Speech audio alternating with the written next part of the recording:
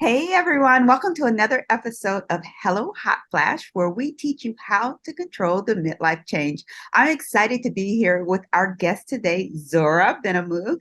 Zora, how are you doing today?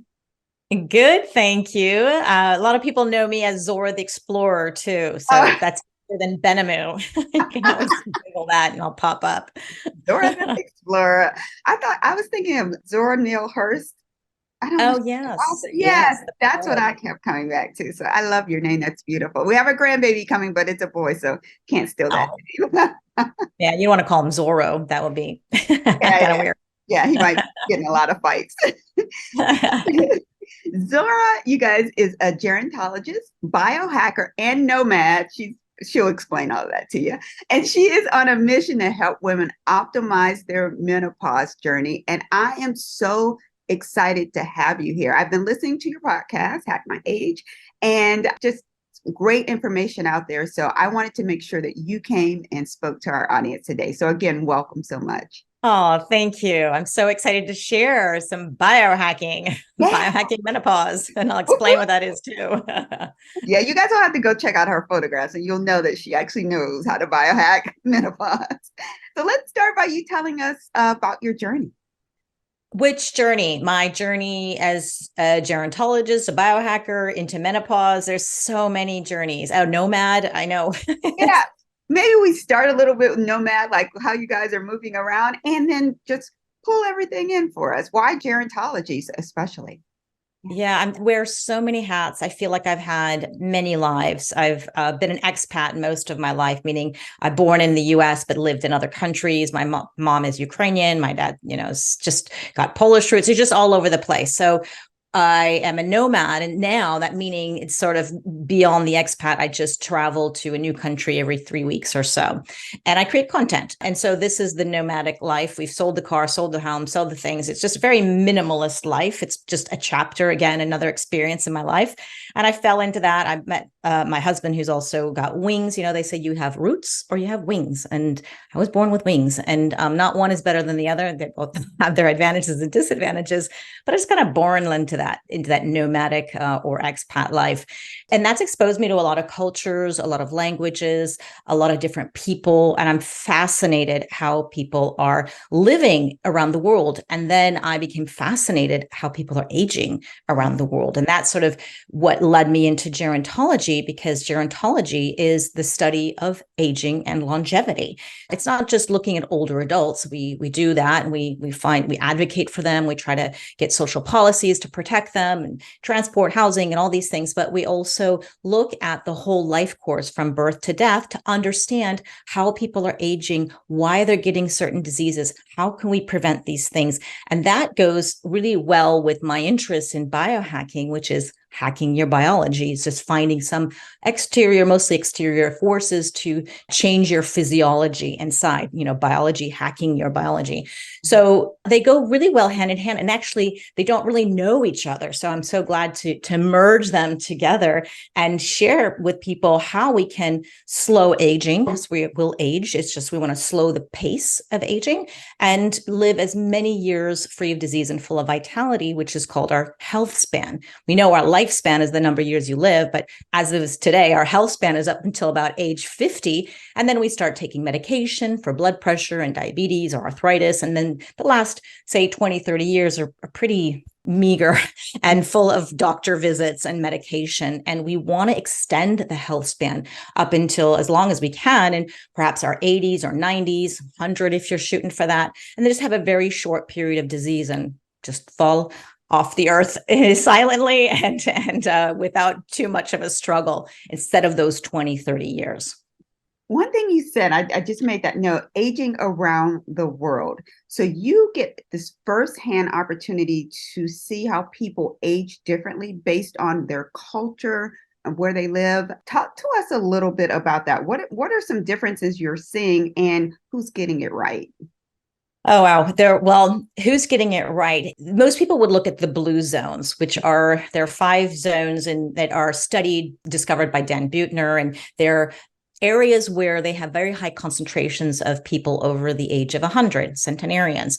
So they're trying to look at what are they doing, what have they done, look at their genetics, what their diet, their lifestyle. And so those places are studied a lot, but I still see, even though there are high concentrations of them there, I still think we can learn from other places where, okay, people don't live as long, but you will find older adults who are thriving or who are very, very sick. And I also go, well, why are they so sick in this country? What's happening? And a good example would be Bhutan. And I went there, and it's very exotic and beautiful place. People are it's known for its happiness index instead of their GDP, their happiness index. And they are very happy, but the people don't live very long. So you go, well, what's going on? And actually, it was the first country I saw where they don't have dessert. It's like sweets just don't exist. And they are starting to have Western birthday cakes, or, this is not in their culture. And so I thought, oh, wow. But there's a very high rate of diabetes. And I met with the Minister of Statistics, and I was trying to figure out what was going on. And he wasn't a Minister of Health, but I asked him, what do you think it is? And he said, it's the chili. And they eat massive amounts of spicy, hot chili. And I seem to disagree. I don't have seen any research studies showing that chili will kill you early, but I did notice. Yeah. So I was like, this is very strange. A country that doesn't have dessert or sweet, what's happening? And what I did observe was that they have massive amounts of rice for breakfast, lunch, and dinner. So their plate would be probably about 50 to 70% rice. And then the rest would be some vegetables or some meat. And it was these massive amounts for breakfast, lunch, dinner. I said, I think it could be the rice because rice turns into glucose. It doesn't taste sweet, but the body doesn't know the difference between the sugar and rice. It just converts into glucose. And I found that fascinating. So we can learn from cultures that aren't actually aging to 100 or aging well. So what I did find out also fascinating as I was hiking through the mountains there, I noticed a plant, a purple plant, had the purple flowers on it. It was growing, it looked like a wheat with purple things. And I asked a local, I said, what is that? And it turned out to be quinoa. And quinoa is a gluten-free pseudo grain. And I said, well, what do you use it for? I haven't seen it in the market. And they're like, oh, it's just, I don't know. My grandma used to make alcohol from it or something. I was like, but wait, you could replace rice with this. And it's growing in abundance. And you order most of your rice from China. I mean, it just didn't make any sense to me. So it is really, really interesting. I was surprised. Usually a local culture or country would live off the land of what's growing. But I think they become a little addicted to the rice. And hopefully one day they'll discover in their own backyard, they've got some really very interesting ancient grains. Yeah. You don't know what you don't know. And a lot of times things are right in your backyard, and that's what we ignore. And that's why we're there. And that's what we should be living off. So that's very interesting. When you said they're happy and they don't eat sugar, I'm like, uh-oh. So how do they get diabetes? But that's a perfect explanation because of eating the amount of rice. So yeah, interesting. Very interesting. So what led you to menopause and biohacking? What's that combination look like? So biohacking is a relatively new term that most people don't know about. So don't feel bad if this is the first time you've ever hearing that word, but it's been around for ages and decades and centuries. It's just that we've given a name to it, because a lot of biohacking, which usually just refers to a biohacker, which is a person who wants to optimize their health. They look at health a little bit differently than just sort of a health enthusiast. They like to measure, test, and assess. They look at data, they look at research studies, and then they do a self-experimentation on themselves, knowing that maybe it will go great or maybe it will go totally wrong, but you're willing to experiment. And what a biohacker understands, particularly in the US, is that when you get your blood work done, for example, and the doctor says, well, all your markers are normal, you're in the normal range, but yet maybe you still feel like garbage, but okay, the numbers come out. And we get a little disappointed because that means we're sick, because blood work, the ranges that we're giving is based on the averages of the population. It's not an optimized, it's just what is the population. And we know that most Americans have some sort of disease or problem, or is sick, or is overweight, or is obese, or has diabetes, or, there's all these things. So we think, oh my gosh, we're on the track. We're normal, but we're on the track to disease and accelerated aging. So we try to put optimal ranges when we get blood work or see a functional medicine doctor or do things a little bit differently. But we do them a little bit like a little controlled study on ourselves, because it's called an N of 1 experiment. So when you look at a research study, you want to find those where they have thousands of people they're testing on, or millions. But it doesn't really matter what the studies show if it doesn't have any effect on you. What matters is you and how you react to a certain protocol. And that's what a biohacker does, is just these N of 1 experiments. So I found that fascinating. I've always been interested in health and wellness. I'm from LA, and it's like in your LA DNA or something. You just always are fascinated by it. But yeah, the biohacking brings in a whole other element that is a bit more scientific, a little bit more controlled, and a little bit gives you a little bit more information. But it's not, a lot of people think biohackers are these people who wear these gadgets on their head to measure their brain waves, or these rings to measure their heart rate. And they're just like these walking things and with a bunch of technology glued to them.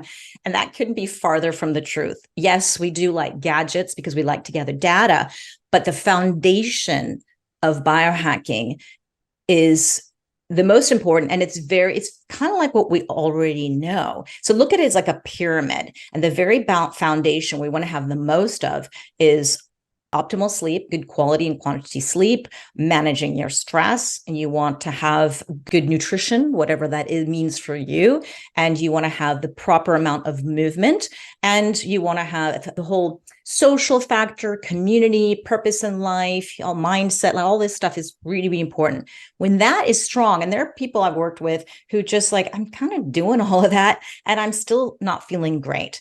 So that's when you go into the middle tier, which is some of the other biohacks, because at the bottom of the tier, we may go, oh, meditation, and that'll manage the stress, and the nutrition element, of course. We may have different views on what is appropriate exercise, but then we go into the middle tiers and go, okay, let's look at supplements. So let's look at peptides. Let's look at some things that people don't really talk about, and certainly you're not your doctor so much, right, but we're ready to experiment and get with some of those and see if we can move the dial a little bit more. And those middle tier biohacks don't really need a doctor for that. Let's say if you're going to do some cold therapy or ice bathing, you don't want to just jump in yourself, but you want to have at least somebody kind of knows what they're doing.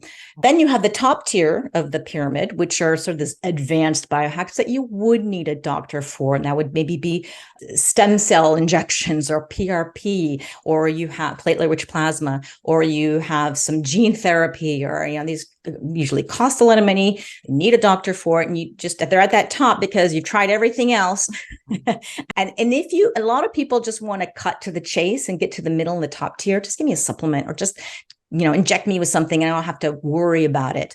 Right. If you've heard of Ozempic, those weight loss peptides, all that stuff is like, they're amazing, actually, what these hacks can do, but they don't work, or they don't really work as well if you don't have that foundation, right? So I don't want people to think biohacking is just that top and middle tier.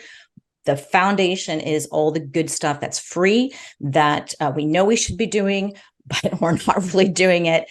And then you would stack onto it. Does that make any sense? It makes 1,000,000% sense, because everything should be built with a foundation. Even if I'm talking to clients or someone I know, I always talk, a lot of people assume that you can take a pill, even a supplement, or even a prescription and get better. But if you don't take care of the base, then you're not going to ultimately get well. You're just going to keep hiding and masking that symptoms. So I love the way that you said that triangle is built, and we need to work on that foundation. And that foundation is everything for everyone. So especially with menopause. So let's talk a little bit about menopausal women. If they are having hot flashes, or if they're anxious, can you kind of help us more specifically build those tiers for those women? Yes. Answer the other question too about how I got into menopause. Well, I'm 53 and I'm perimenopausal. I Mm-hmm. still have a cycle and it's still quite regular. So I'm not quite there yet, but I've been through all the work I was doing. I had so much feedback and from women who wanted to know more about hormones and know about menopause because people were listening to my podcast around 40s and 50s and they were really suffering. And even though I wasn't feeling any symptoms yet, I just thought, okay, I got to learn that. Anyways, I'm going to be there. If I'm lucky, I'll go through it. And so I decided to get a lot more information and interview a lot more doctors and researchers and specialists in menopause. So, but typical thing you'll hear from a doctor will be, oh, it's just normal and you're supposed to have hot flashes and just, I don't know, try to get a fan, wear layers, lose some weight. There's just these kind of things, but they're not really helping you.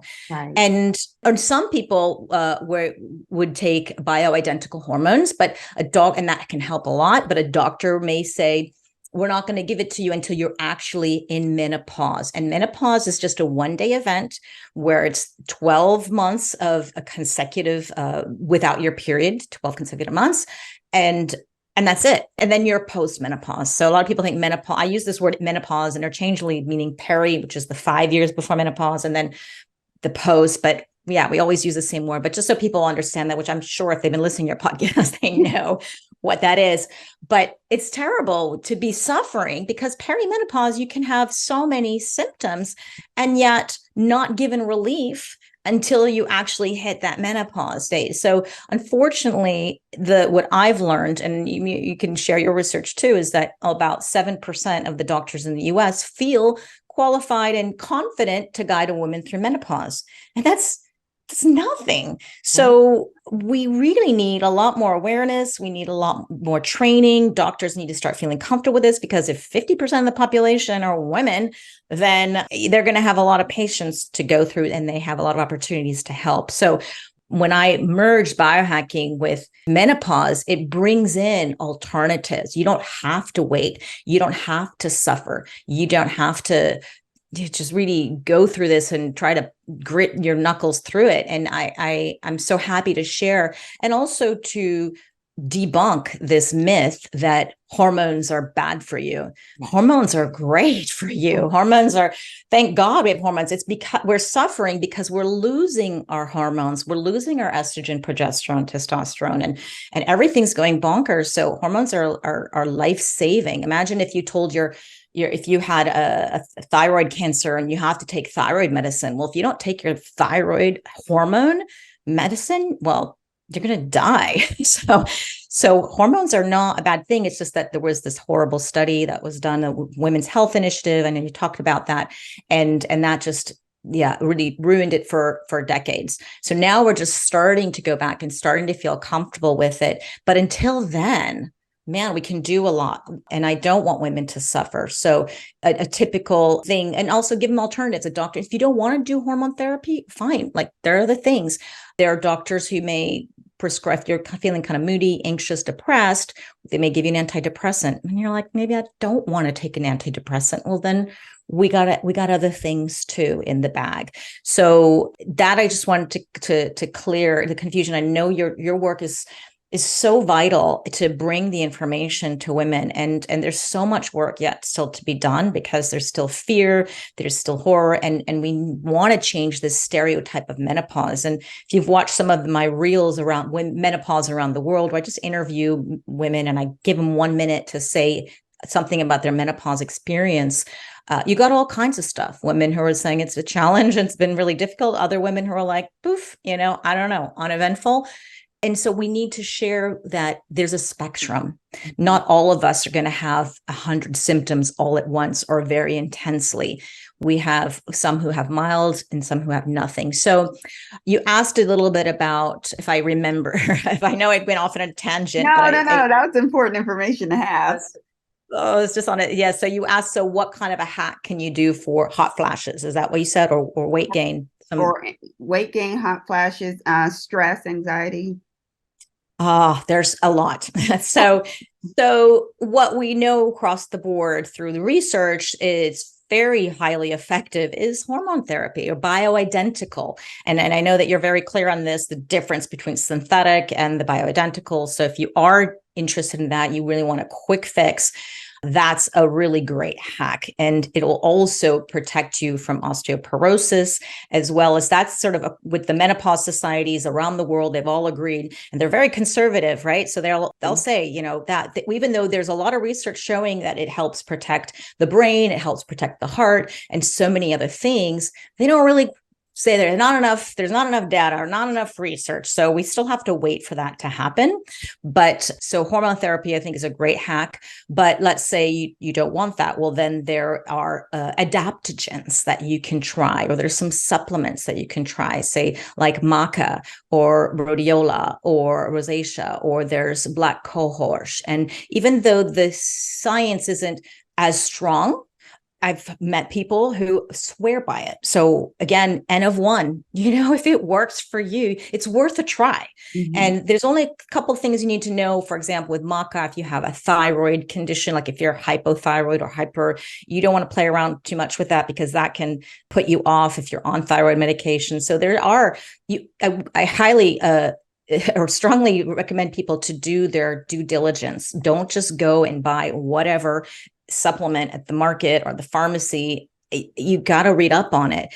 Are there any contraindications? Because adaptogens, which are plants, are really powerful. And medicine is made with plants too. I mean, it's not just synthetic stuff. So plants are powerful. Do your due diligence, know the contraindications, but they can really, really help. If you are having trouble sleeping because of the hot flashes, there's a chili pad. Have you heard of that one? Oh, I have not. So it's a little mattress, a very thin mattress you put on your side of the bed, unless, you know, the other person that you're sleeping with is having hot flashes, but usually one's having hot flashes, the other one isn't. And you want the room cool. And that's another great thing. If your partner can tolerate the cold, great, put the room on cold. But if they can't, you put on this little pad and it cools your side of the bed, and you can program it to have at certain times of the night, so you're not freezing, but it does keep you cool. And that's a chili pad. They have also, I think, a pillow as well. And it's a really cool hack to have in terms of managing the hot flashes. Yeah. And so when it comes to, let's say, your joints, joint pain is another thing. A lot of women do like to have collagen. They feel that that's good. There's certain collagens that I would say are better than others, but that's one thing of the joints. Other things, there's so many other supplements, but there are, say, turmeric is another anti-inflammatory for joint pain. Again, some women find that hormone therapy helps them with their joint pain. There's also PRP, platelet-rich plasma injections. Do you know what that is? Oh, talk to us a little bit about that. We've not talked about that on the podcast. Well, this is one of the hacks you need a doctor for, but it works magic. I've had it before. I love it. And I'm getting another one in a couple of weeks. And it's just what keeps me going instead of surgery, because I'm not ready to jump into surgery yet. So I want to try to extend that as long as I can. So what platelet-rich plasma injections, and there's also platelet-rich growth factors, which is kind of a next level up. And then there's stem cells. But we'll talk about PRP first. And that's the very simple one. And so you go to a doctor's clinic, nothing's fancy. They extract blood from your arm, just like they were going to do a blood test. Mm-hmm. And then they spin it in a centrifuge, just like 15 minutes. And they separate the plasma and the platelets or growth factors, depending on what the process they're doing. And then they re-inject it into the site, into your knee, your hip, elbow, your shoulder, wherever it is that you're feeling that. And what that does, it triggers a response from the body to heal itself. So it will, the body thinks, oh, I have an injury. You know, you use this big old fat needle called anesthesia. So, I mean, just local anesthesia cream. You don't feel it. You feel just kind of a pressure. You feel it there. It's a little bit of discomfort, but it's not painful. And then you go on your way. And it's literally in, 20, 30 minutes, you're out of the clinic waiting for your body to start regenerating itself, because the body thinks, oh, I got injured again. And it could be a chronic injury. It doesn't have to be like, oh, you just fell down and you don't want to rush to the doctor anyways to do this, and because it is quite expensive. If you're still not recovering, that's when you may want to try that after you've tried everything else. And in a matter, if it's PRP, generally the moment that you get off the table, you've got range of motion, less pain. And it's usually because what the doctor sometimes does is mix it with hyaluronic acid or curcumin, but there's a lot of liquid. So if you have a joint that's rubbing against each other, well, suddenly you have all this space, and eventually that space goes away. But what's happening is that your body is starting to regenerate it's protecting the bone. It's whatever injury that you have, it's starting to grow healthy cells. And then over time, everybody's a little different. Some people feel it in a few weeks. Some people wait and feel it in several months to get whatever it is they want. But I'm a big fan of that. And I think that's something you have to go to a doctor for. And it can be expensive here in Spain. It's quite cheap. What's the difference between countries? And so in the United States, it is available for people in the United States as well. I think in the US, and in the US you can find somebody who does it, and it's about $1,000. And I was shocked. Here in Spain, it's between $200 and $500. So it's much more effective, not effective. It's more reasonably priced, but it's still expensive because you generally have to repeat this every year or two. It's kind of a Band-Aid. Unless for some people it is a cure. It depends on the injury. So it is one of those things I think people should definitely investigate if you tried everything else. I love it. So that's another really cool hack for, say, joints. Have you heard of peptides? I've heard of peptides. Explain that to the audience. So there's peptides and they're bioregulators, and these are short chain amino acids. Your body makes its own peptides. It's got amino acids, puts things together, and it is used for so many things. You can make these in a laboratory, and you can make them naturally from animal organs, or you can make them synthetic. And the synthetic ones are safe, but they're more effective. The other ones, if you want to go sort of quote unquote more natural and just use the animal thyroid or something, then you would have, it's longer lasting, but takes a little bit longer to be effective. So a peptide it can run anything from a supplement called Bioregulators, or it can be a sublingual spray under your tongue. It can be a cream. It can be an injection. It can be delivered many ways. But what that does, there's peptides for certain organ issues, or let's say you are in perimenopause and you kind of want to extend your period, you want to delay that menopause. So you can use an ovarian bioregulator that help you keep producing estrogen and progesterone or whatever it is, that you are. If you have a liver issue, right? You don't have a suboptimal liver. You can also take some peptides for that. A lot of women hadn't heard about it for liver though, so I'm jotting notes whenever you see my head. Yes. There's a sublingual liver peptide. Okay. There's a sublingual one that you spray in the morning, and another one in the afternoon. It's called Epitalon, Epitalon, and it helps with sleep. I've had really great experience with it, and a lot of people I know like it as well. And what that does, it works on the pineal gland. Your pineal gland is the one that is in charge of melatonin. Okay, so it helps you produce your own endogenous melatonin, and it's really cool. So that's like a peptide that'll help you sleep. So if you're waking up at night and you can't go back to bed and you're all frustrated and you just want to sleep through the night, that's one really cool hack among tons of supplements for sleep. My gosh, one of my favorite is spermidine. Have you heard of spermidine? I have not heard of that.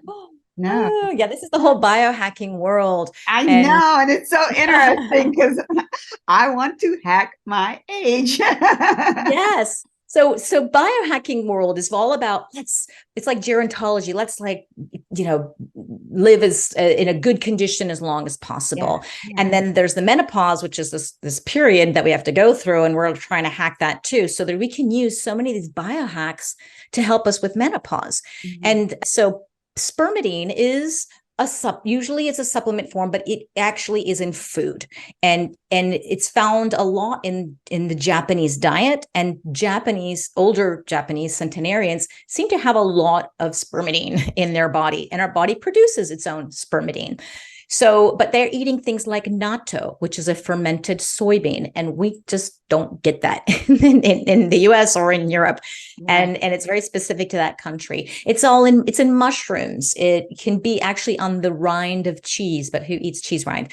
And what it does, what's the big claim to fame with spermidine is that it activates autophagy. Autophagy, meaning automatic, phagy, eating. It automatically eats its own cells. It's a cell renewal and recycling process. It's recycling our cells and renewing them so that they're healthy, because as we age, our cells start to degrade. They're not as beautiful and robust and round and lovely and functioning so well.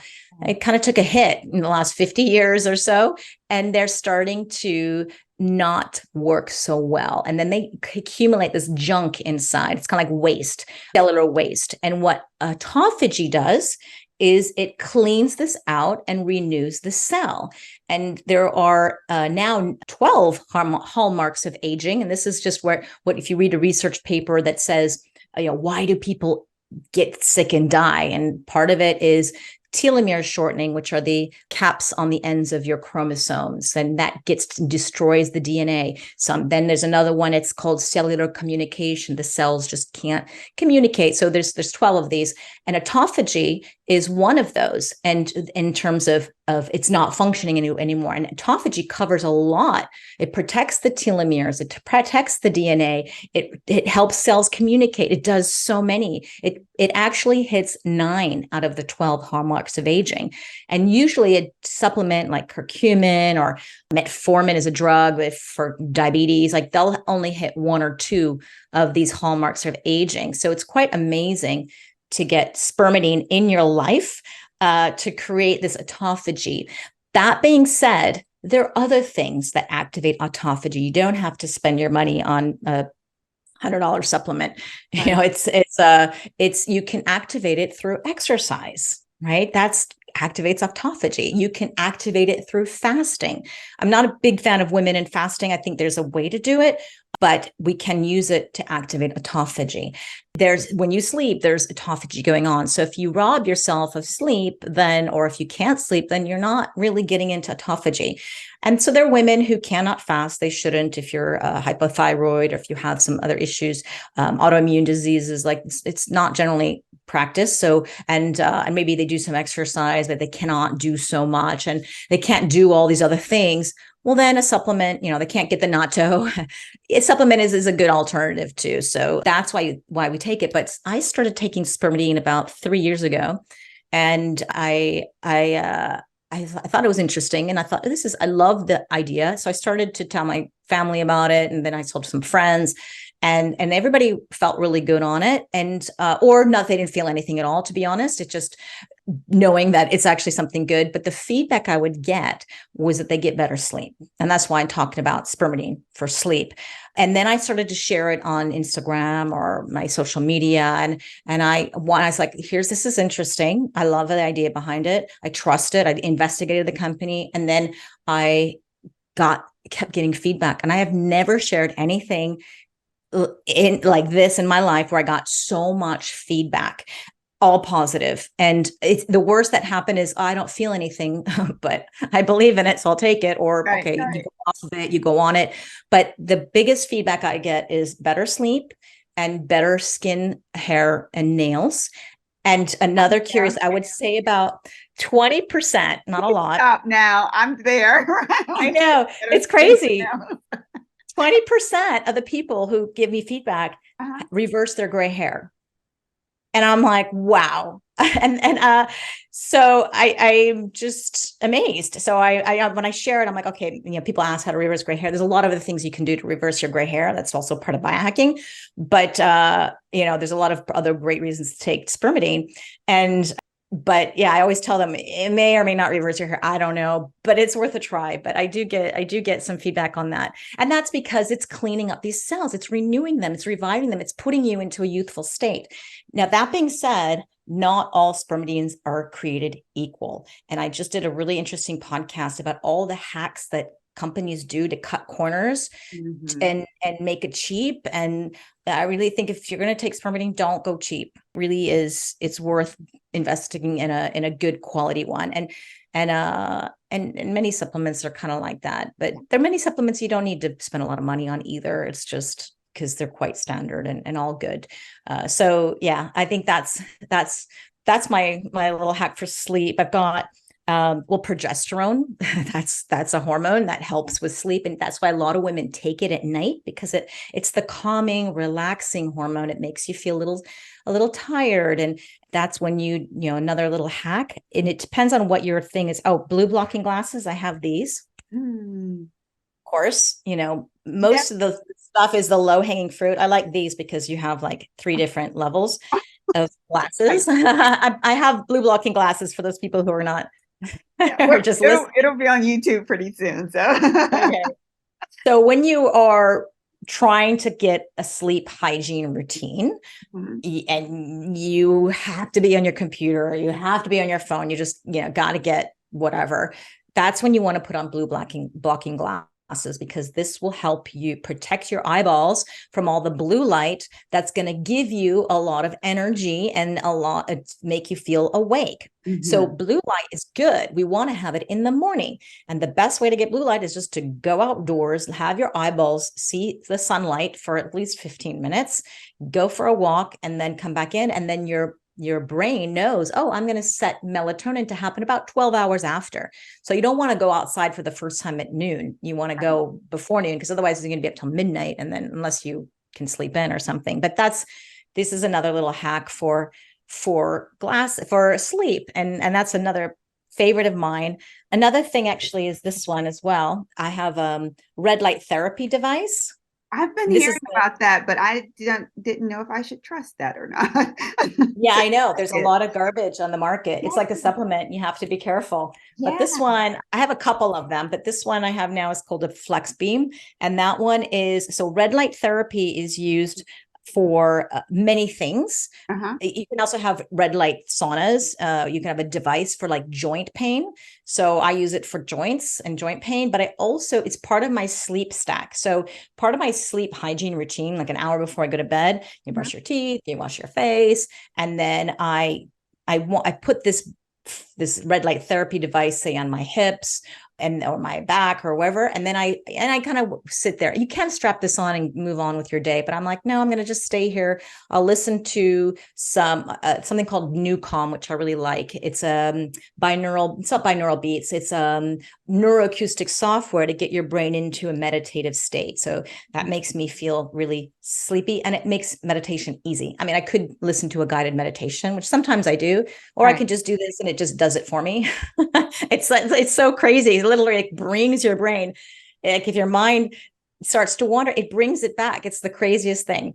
So I will listen to that, or maybe listen to an audiobook or music, whatever, have this thing laying on me. I've taken my progesterone, I've taken all my sleep supplements, and I sit there for 10 or 20 minutes, and then it makes me sleepy because it's got this very gentle heat on it. So you feel like all warm and cozy. And that's just part of my sleep stack. Other people use it for gut health. You can lay it on your belly if you have gut issues. What it's doing is reducing inflammation, and it's bringing blood circulation. And that's why it works. Calm? No, the red light therapy is called Yes, called Flex Beam. NuCalm, that neuroacoustic software for the meditation, is called NuCalm, NuCalm. Okay. Perfect. And I have discount codes for all of these things. I've done podcasts with them. And so they give me codes. So if you want codes, just let me know. If not, you can always Google like discount code. Something will pop up, all these things, anything you buy online. I always do look for discount codes. And sometimes I do podcast whatever discount code pops up. So yeah, there's so much for sleep, but those are just some of the little biohacking things that maybe you haven't heard of that I thought I'd share with you. I had not. These are awesome. I'm like jotting all these down. But so I have one other one that I want to ask you about memory because I don't know what's happening to me in the past 30 days. I'll be mid sentence and I'm like, wait, what was I just saying? So I Yeah. can't figure that out. So biohack my memory. You're okay. So, yes, the first thing I would say is sleep, because I'm sleeping sometimes people well. think, oh, it's my hormones. I'm like, well, maybe your hormones are being affected because you're not sleeping. So, Mhm. why aren't you sleeping is also another thing. Are you stressed? Are you worried about something? Maybe you should journal before you go to bed or create a sleep hygiene. Or are you waking up because of hot flashes? Well, then let's take care of the hot flashes. Because anyone, no matter what age you are, if you don't get good sleep, of course you got brain fog. Right. Like you can't function as well. But yeah, this is a symptom as well of menopause, the depletion of estrogen and progesterone. So you can top up and with bioidentical hormones, and that will help clear the brain fog. There's also supplements which are amazing because certain supplements can cross the blood-brain barrier, which is this layer between your brain and your skull, and it's there to protect you so pathogens and viruses and things like don't get in. Sometimes they do. COVID obviously acted on the brain, could get through, but most supplements don't. Mhm. But yeah, and that's why we don't have a sense of smell anymore, because it's affected the brain, right? COVID, talking about that. So there is this brain connection. But the blood-brain barrier, the supplements that do get through, there's 3 of them. I did a great podcast interview with Dr. Sandra Kaufman, who is specialist on supplements. She doesn't sell them. She just, it's her hobby. She works as, I forgot what, I think in a pediatric hospital in Florida somewhere. And she's like, just is like her hobby. So she wrote this book all about supplements, and I had her on the podcast, and she said there were 3 supplements that she says absolutely need to have for your brain. One is spermidine, because that crosses the blood-brain barrier. L-threonate. So you'll see this usually in magnesium supplements. And so it's L and then threonate, threonate. Sometimes I remember it by, it's like number 3 and 8, like the number 3 and 8, because there's L-theanine and there's so many other things you can get confused. If you can remember that by the number 3 and the number 8, L-threonate. And then the third one is called andrographylide. And that one is a little bit harder to find. She says you can find it easily. I think in the US, it's much easier, or North America. Europe, not so much. But andrographylide those are her favorite things for the brain. In terms of supplements, it's kind of hacks. But anything to do with having your gut optimized, you're right, the gut brain axis. We know that there's a lot of things that happening in our minds can affect our gut, and a lot of things that are in our gut are affecting our mind and our brain. So talk to a gut specialist, and there's so many out there who can help you clear that, and then may clear any kind of brain fog. So there's just, again, so many. I would definitely say lower stress or manage stress. Stress is good. I hate to demonize stress, and I hate to demonize cortisol, which is that stress hormone. We want cortisol in the morning and we want it to be high, right? That helps us stay alert and awake. And then we want it to taper off towards the evening. And the same thing for stress. If we didn't have any stress in our lives, we'd just be like jello, like not getting anything done. We need a little bit to optimize and to work well and all that. So, and we also have this thing called hormesis. Do you know what hormesis is? Not heard of that either. I'm learning so Hormesis. much today. I love this. I love when I interview someone and I'm like, check, check, check. All this stuff I learned today. Yeah. And then you know how to apply it because you know a lot about menopause, Yes. and then how to apply it to menopause. So hormesis is a stress on the body that in large doses would kill you, but in small doses is very beneficial. Exercise is one of them, right? Exercise is a stress on the body. And I've even interviewed some people where doctors who said exercise is bad. They just want to, have a little clickbait or something. Right. Why? No, exercise is bad. Recovery is good. And what people think is, exercise is good, so the more the better. But if you keep doing it, you're going to injure yourself, and that's not good. Same thing for fasting. fasting is a stress on the body. So it's good to fast, but if you didn't stop, well, then you die, Right. right?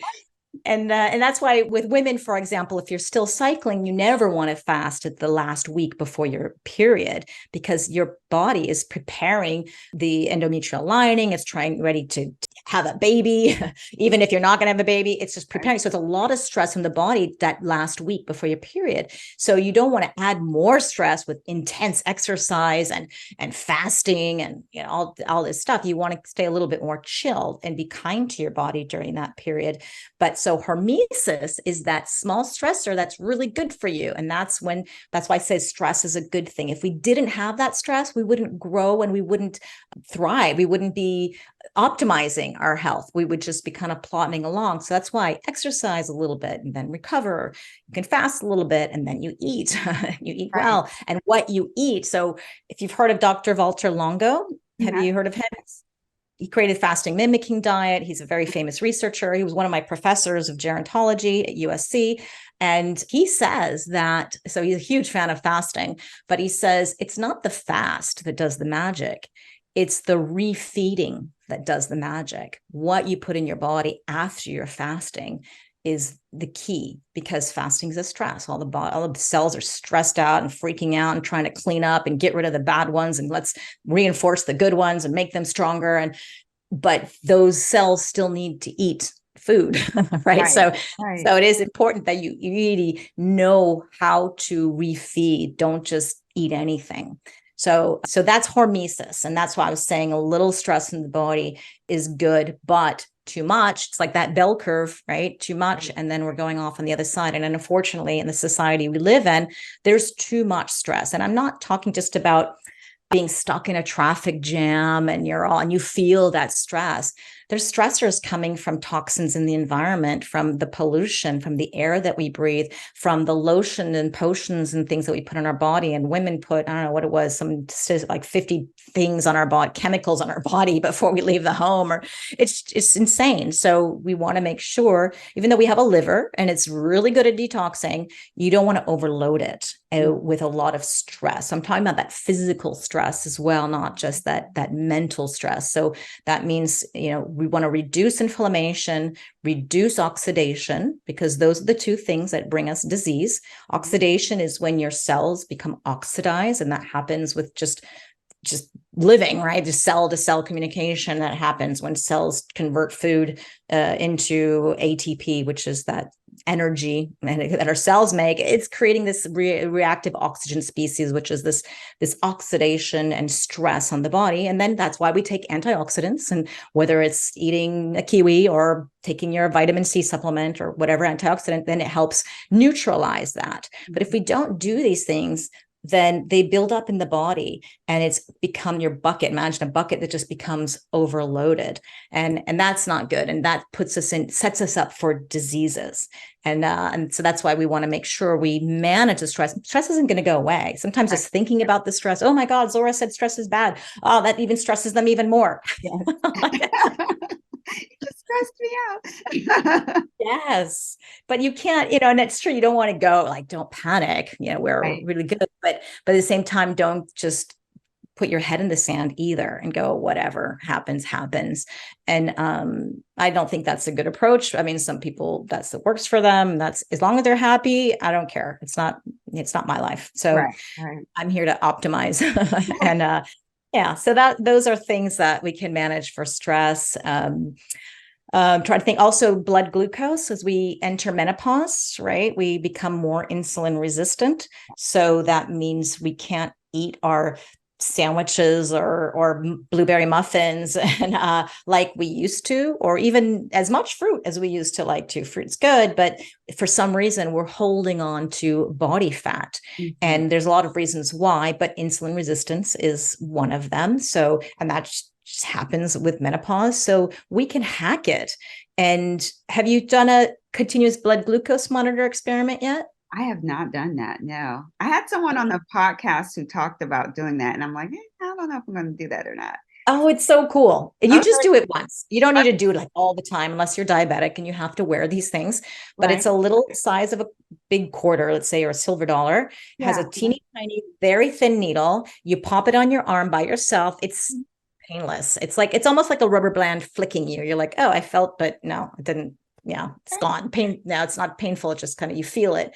And then you wear it and you don't feel anything for 2 weeks. It's got a life of 2 weeks, and then it's connected to your phone and it gives you data about the blood sugar levels in your body. And you can experiment with different foods. You can try whatever it is that you're eating. I always tell my clients, just eat whatever you normally eat and let's see what happens. Because, some people are like, I want to be good while Zora's watching. You're like, no, Yeah. that's not the point, because a lot of people find out what they think is bad is actually good for them. And what they think is good can be bad for them because everybody's different. Everybody is bio-individual. That's why that N of one experiment is so important. So when you wear this, you may eat, I don't know, oatmeal and with fruit in the morning. And most people I've worked with, that spikes their blood sugar like crazy, and then it takes a while to come down. There's nothing wrong with a blood sugar spike. Some people demonize that too. It just, as long as it's coming down within 2 hours, great. That shows, woof, your body's working perfectly. It's pushing out insulin to bring that down.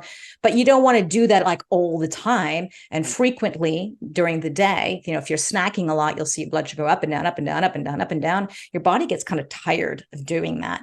And so that's why some people become insulin resistant, just because of their bad diet, and their body just gives up. Like, I get tired of putting out the fire all the time. So when you wear this monitor, it gives you a lot of data. But it's interesting, when I started first working with clients with that, teaching them how to work it, I would see, they would send me their data and I would see it like, I don't know, 11 o'clock at night, like a huge spike, or 1 a.m. And I'm like, what happened here? Like, what did you eat?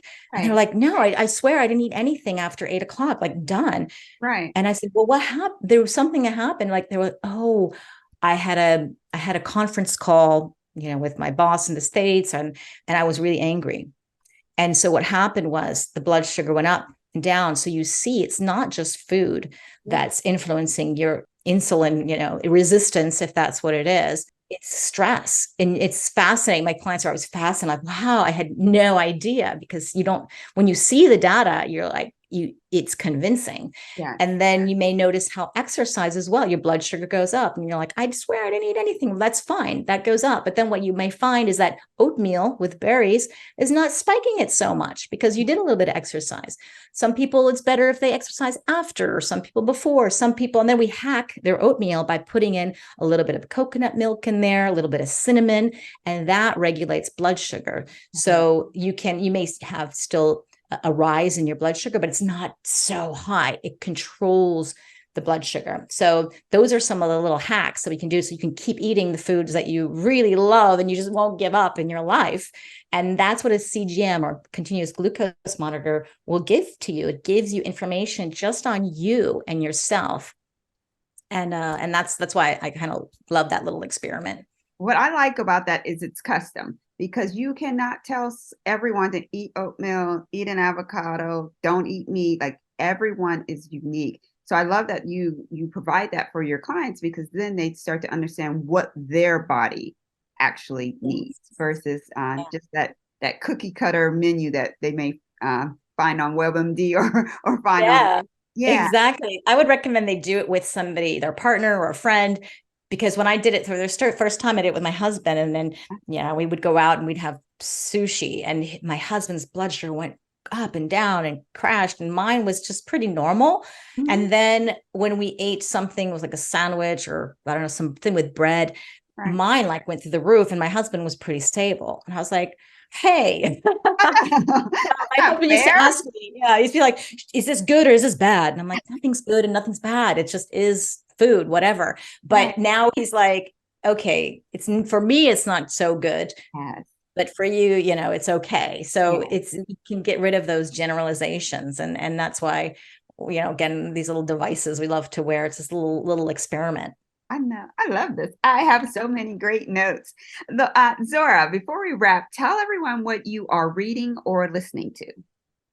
Okay. Well, of course, I'm listening to your podcast, Hello Hot Flash. That goes without saying. But I've been reading, I always read, I'm not sure if you do this before I have a guest on the podcast. Sometimes they have books and I said, look, send them to me. If I can read them or at least scan through them, I will. And so the last one was I just interviewed Julia Lynn, who's 66 years old. She had, as a gerontologist, oh my gosh, she had so many adverse childhood experiences set her up for a lot of diseases and a lot of problems, which she did have.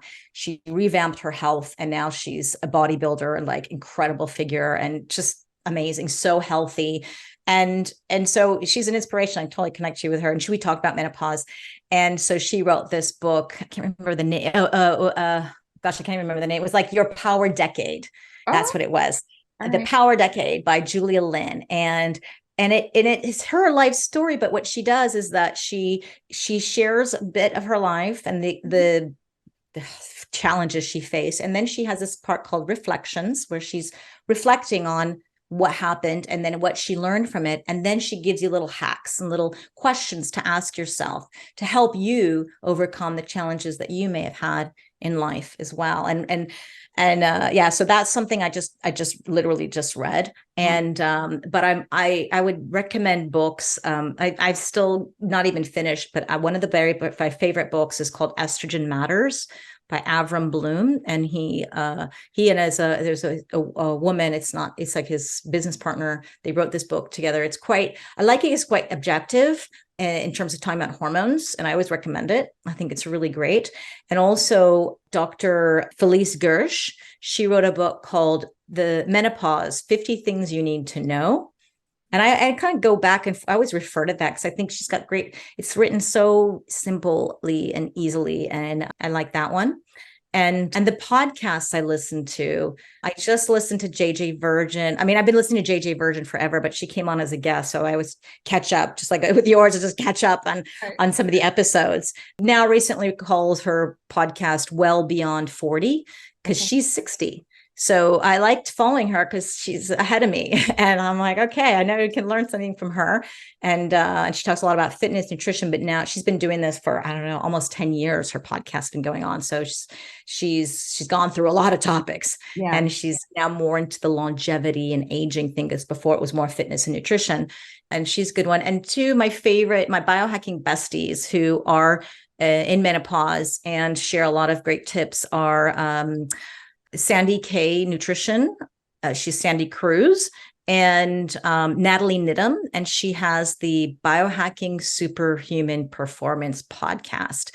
So I think those are some really good, if you're interested in biohacking. Yeah. And then of course, these women don't only talk about menopause, but they do talk about it because of themselves, and it's just part of their group. So I think those are great things to listen to. And yeah, so that's the what I'm listening to and what I'm reading now. Yeah, simply amazing. I have learned so much, so many things. I'm thinking I need to implement X, Y, and Z. So I really I appreciate you being on the call. Every once in a while I'll be like, this is just self-therapy. It's not really a podcast.